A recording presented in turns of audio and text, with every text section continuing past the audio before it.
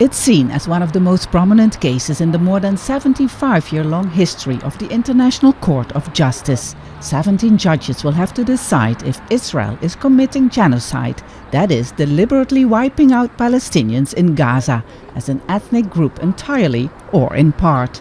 The Genocide Convention was anonymously adopted in 1948 after World War II, a unified commitment by the international community to never let atrocities like the Holocaust happen again.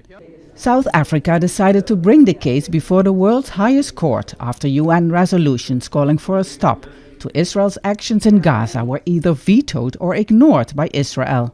There is a compelling argument that genocide is being committed in Gaza on the basis that there is an annihilation or cleansing of a civilian population, and also the quotes of Israel ministers and generals of the army aimed to annihilate the entire population of Palestine from the Gaza Strip. Our founding father has been very clear that South Africa is not free until the people of Palestine are free.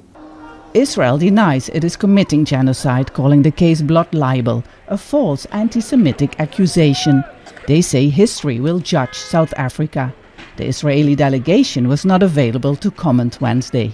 Experts on international law call it ironic that 75 years after the Genocide Convention was adopted because of the Holocaust, it will be Israel that will be in the dock facing genocide accusations. The stakes here at the Peace Palace in The Hague are high because the UN court is the highest body the UN has to uphold international law.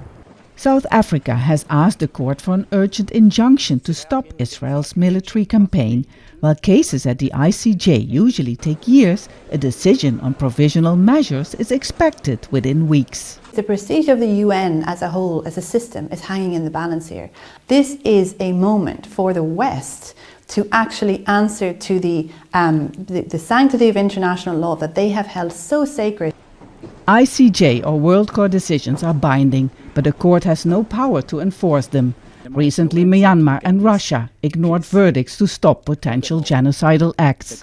South Africa hopes that if they win, it will further increase international pressure on countries like the United States, who are backing Israel, to do more to stop the fighting. Vaessen, Al Jazeera, The Hague.